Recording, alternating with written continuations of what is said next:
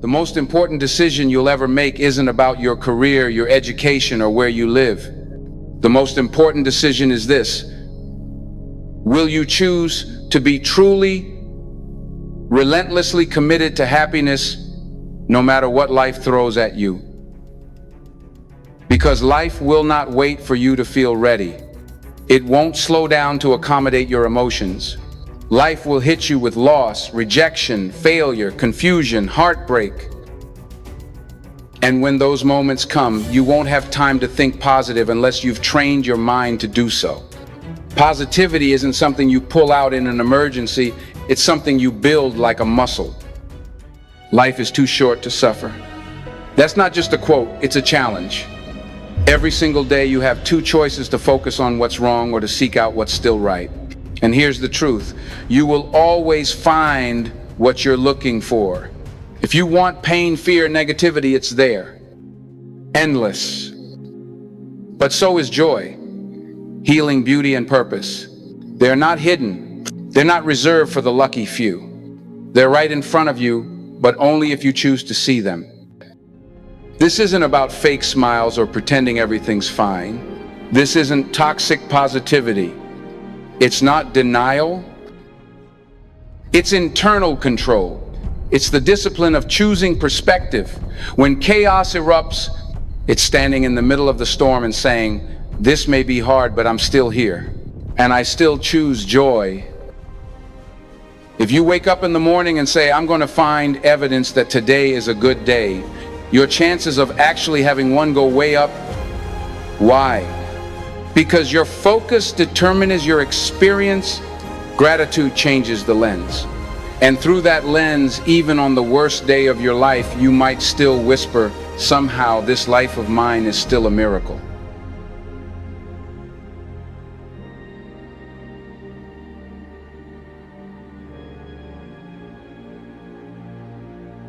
Your mindset is the battlefield.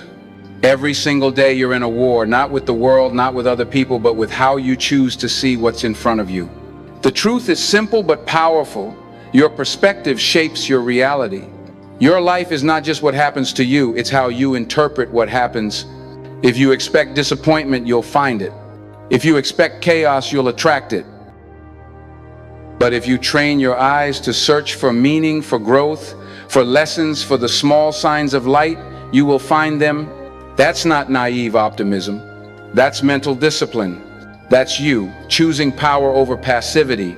We all know how to speak negatively. It's easy. It's automatic. But what has it ever built? What has it ever healed? Negativity destroys from the inside out. When you dwell on what's wrong, your body, your choices, your attitude all begin to reflect that. On the other hand, when you shift your energy to something positive, even slightly, your entire state begins to change. You breathe differently. You move differently. You think clearer. I'm not saying you haven't been through hell. I'm saying I have too. Pain is real. Struggle is real. Loss is real. But so is the power to rise. So is the power of your voice. When you speak life instead of fear, when you speak purpose instead of doubt, your words begin to carve a new path forward. That's not magic, it's mindset. Positive thinking doesn't mean you're blind to problems. It means you're choosing not to surrender to them. It means you understand that no emotion lasts forever, not heartbreak, not fear, not anxiety. They come in waves, and if you hold your ground long enough, they pass. Knowing that gives you strength. It reminds you that something better is always possible. You get to decide whether you will live trapped in the moment or committed to the bigger picture. Because every time you sacrifice your future for temporary comfort or escape, you are trading your greatness for a shortcut, and shortcuts never lead to fulfillment. A mentor once said her greatest regret was trading what she wanted long-term for what she wanted in the moment. That sentence, that's a warning, and it's also a wake-up call. Cynicism might make you feel clever, but it rarely makes you better. Some people think it's smarter to expect failure to guard themselves against disappointment, but that's not intelligence. That's fear wearing the mask of logic. The smartest people don't just analyze reality, they imagine a better one, and then they go build it. You don't have to stay on the conveyor belt. You don't have to live the same loop on repeat. You can challenge every assumption you've inherited about what's possible. You can say, I don't want to settle. I want to be the one in the arena. I want to be the one who said yes to the impossible. But you must protect your mind ruthlessly. What you consume, who you spend time with, what ideas you let sit in your brain, they shape your identity, and your identity shapes your future. So when you wake up tomorrow, don't just go through the motions. Start with this question: who do I want to become today? And then act like your answer matters, because it does. Your greatest power doesn't lie in how much you can control your circumstances, your surroundings, or the opinions of others. It lies in your ability to take full command of your internal world, your thoughts, your beliefs, your emotional responses, your patterns. This is the battle that matters most, because everything external begins internally. What you allow to take root in your mind will eventually grow into your reality. If you let fear lead, you will shrink. If you let bitterness brew, it will poison your vision. But if you plant discipline, clarity, and self-respect, you'll grow strength that can't be shaken. This inner world of yours is the true battlefield. And if you don't rule it, something else will. Fear will take the throne. Old wounds will whisper lies. The voices of people who never understood you, never believed in you, will echo so loudly that you begin to mistake their doubt for truth. And then comes the spiral. The voice inside your head that sounds like you but isn't truly you. It says, you're not enough. You're too late. You failed too many times. That voice doesn't speak from your future. It speaks from your fear. It speaks from your pain. But you do not have to obey it. You have to stand up inside yourself. Sometimes that means interrupting the script mid-sentence. It means literally saying out loud, no, stop, that's not me anymore. At first it feels unnatural, maybe even awkward. But every time you override that internal negativity, every time you pause and choose not to react from the wound but from the wisdom you are changing, you are reclaiming your authority. That's when the shift happens. Not when life gets easier, but when your mind gets stronger. Understand this. Clearly, emotions are not facts. They are signals, not sentences. They rise and fall like waves. Fear, sadness, anger, insecurity, they feel endless when you're inside them, but they're always temporary. The storm passes. It always has. You've lived through pain before. You've carried heavy days and made it to mornings after. And that is your proof that no emotion has the right to decide the rest of your life. You can feel pain and still move forward. You can be afraid and still take the next step. You are not the emotion, you are the one observing it. And that is where you discover your real power perspective. The ability to rise above the chaos in your chest and see the truth, to whisper to yourself, this is just a moment. It's not my identity. It's not the end of my story. When you've mastered your perspective, you don't need the world to be perfect for you to be at peace. While others crumble under pressure, you stay rooted. While others react to every storm, you stay centered. Because you've built a world inside that cannot be destroyed by anything outside. Mastery isn't about feeling good all the time. It's about knowing how to lead yourself even when everything feels wrong. It's about walking through fire without losing your shape. It's about remembering who you are on the days when nothing goes right. You stay in command not by suppressing your emotions, but by understanding them. You feel the wave, but you don't drown in it. You let it rise, move through you and pass, and then you breathe. You remember, I am still here. I am still me, and I'm not done yet. So when the weight presses down, grief, fear, frustration, shame, don't resist it, but don't collapse under it either. Let it teach you, but don't let it define you. Stand up inside yourself again and again, until one day that strength becomes automatic, and the noise inside you is quiet, And your peace is no longer situational, it's foundational. Because once you've mastered your inner world, the outside world has no power over you. You don't need to wait for a miracle. You don't need someone to hand you a map or give you permission to begin. What you need is already inside you right now, waiting, dormant maybe, but fully intact. The real breakthrough doesn't come from wishing. It doesn't come from hoping that one day things will magically improve. Progress comes when you stop waiting and start building. It comes from the tools you choose to pick up and sharpen every single day. And there are 4 of them: discipline, belief, consistency, and action. These aren't gifts. These are muscles. And every time you use them, you grow stronger. Discipline is the foundation. It's doing what must be done, especially when you don't feel like doing it. It's getting up when your body screams for comfort. It's choosing to move forward when your mind floods with excuses. Motivation is loud, fleeting, emotional, but discipline is quiet, steady, and dependable. If you live by motivation, your success will rise and fall with your moods. But if you live by discipline, you become a force, immovable, unshakable. Discipline isn't about perfection, it's about direction. It's about getting back up when you slip. It's the fuel that builds habits that serve you, even when motivation is nowhere to be found. Belief is the second tool. And make no mistake, it's a weapon, not arrogance, not a delusion. Belief is the quiet defiance that says, "Why not me?" long before the world gives you a reason to believe. It's the mindset that walks into the arena already convinced that victory is possible even if no one else is watching. Most people wait for outside validation before they give themselves permission to win. But champions, they act like champions before they ever wear the crown. Because if you don't believe in your dream, how can you expect anyone else to? Belief is the spark that makes everything else burn.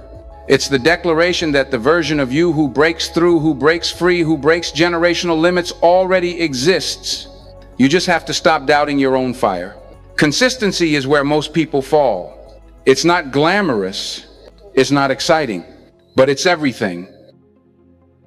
It's waking up every day and doing the small things, especially when they don't feel like they're working. It's about training when nobody's watching, writing when no one's reading, showing up when applause is absent, because real change happens in the shadows long before the spotlight hits. Consistency is the bridge between dreams and reality. It's the difference between a spark and a wildfire. And when things fall apart, and they will, it's not luck, talent, or motivation that keeps you alive. It's the habit of showing up anyway. And then there's action, the great equalizer.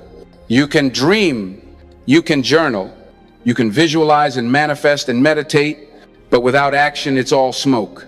Nothing changes until you move. The truth is, many people wait too long. They wait for clarity, for confidence, for certainty. But those things don't come before the leap, they come after. The perfect time, it doesn't exist.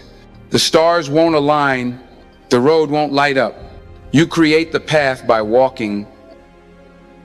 And the first step is the one that changes everything. Not because it takes you far, but because it proves to you that you can move. So ask yourself, honestly, what am I doing daily to become the person I keep saying I want to be? What am I willing to sacrifice for the future I claim I desire? What excuses am I still protecting, and am I finally ready to let them go? The world won't hand you transformation. You have to earn it. You have to bleed for it, sweat for it, fight for it. And above all, you have to believe deep in your bones that you're worth the fight. Because you can have the discipline, you can have the drive, but if your environment is toxic, it will poison your progress. Because your mind doesn't grow in isolation, it grows in response to what surrounds it. The voices you hear, the energy you absorb, the standards people set around you, they shape what you believe is possible. Let me tell you a story. There was a young man with massive talent. He was hungry, focused, and driven to rise above the circumstances he was born into. But he stayed in a neighborhood where everyone he knew had given up. They mocked ambition, they laughed at the effort, they warned him not to try too hard, and slowly their voices became his own. Not because he lacked potential, but because he was breathing in an environment built for failure. You become what you're around. Now contrast that with someone else. Same talent, same fire, but she moved differently. She didn't wait for her circle to believe in her. She built a new one. She started spending time with people who talked about ideas instead of gossip, people who challenged her, thinking, who expected greatness, who pushed her limits. And day by day she rose, not just because of her skills, but because she refused to stay somewhere that made her smaller. That's the difference the environment makes. And it's your job to protect it. Protect your energy like your future depends on it, because it does. Not everyone gets access to you. Not everyone gets to speak into your life. Some people love the weaker version of you because it makes them feel better about their own passivity. But you're not here to stay small for anyone else's comfort. You're here to rise. Ask yourself, who am I spending time with? What voices am I letting into my head? What content am I consuming on? Repeat, because you're being programmed every day, whether you like it or not. The question is, who's writing your code? Even the Stoics understood this. No man ever steps in the same river twice, they said, for he is not the same man and it is not the same river. Every day, life shapes you. And every day you must choose, will I come back stronger, clearer, more awake, or will I let life harden me, distract me, and drag me into bitterness? When you leave your house in the morning, you are one person, but when you return at night, you are changed. The only question is, changed by what? By intention, or by accident, by purpose, or by noise?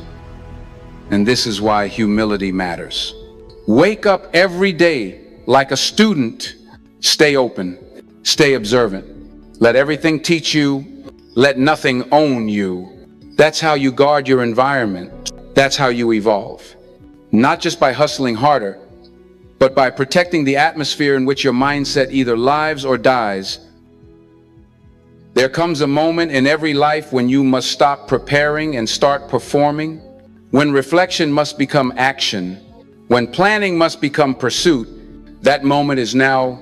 This is not the time to wait, to wish, or to wonder. This is the time to step into the arena. You've been taught to fear the fight, but the truth is, you were built for it. Not a fight against people, but a fight for your purpose, a fight for your future, a fight against every lie that says you're not enough. Because life will not hand you greatness.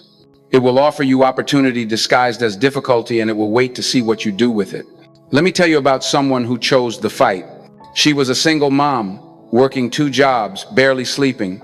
People told her to be realistic, to settle, to stop dreaming so big. But she had a fire. Every night after putting her kid to bed, she stayed up, learning, building, creating. She wasn't just fighting for a better life, she was fighting to become someone her child could look up to. And she made it. Not because it was easy, but because she stayed in the arena long enough to win. That's what the fight looks like. It's not glamorous. It's lonely.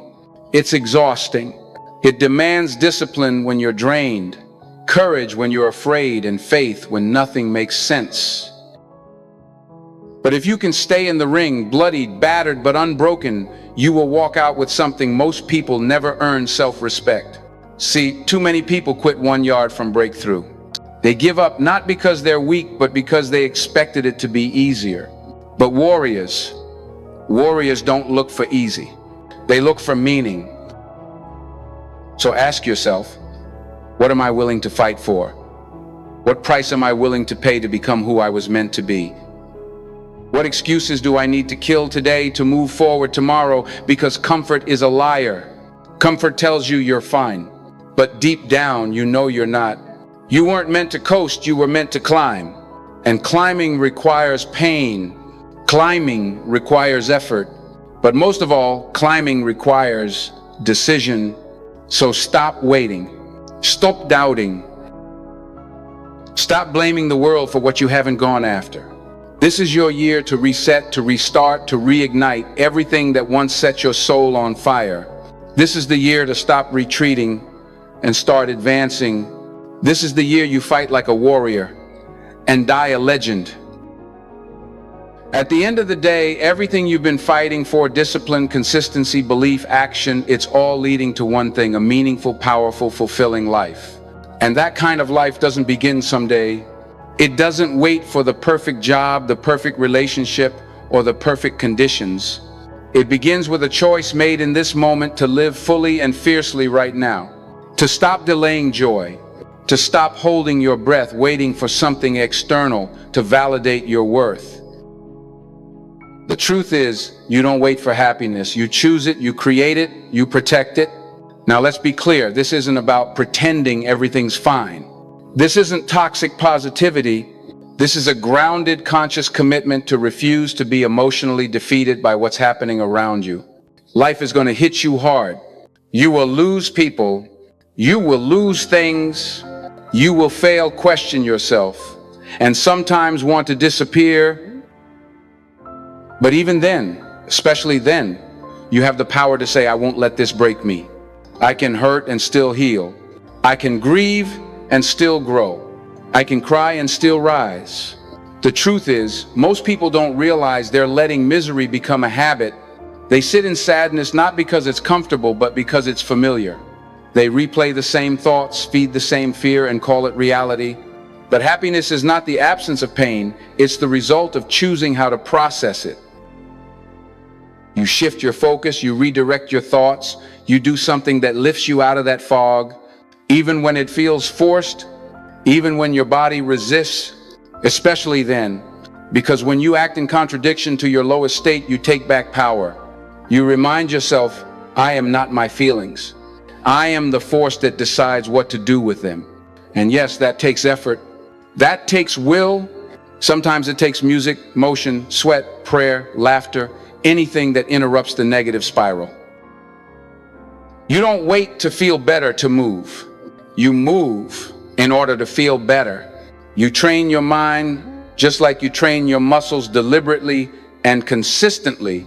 You let small things anchor you: the sunlight on your skin, the sound of birds, the smell of fresh air.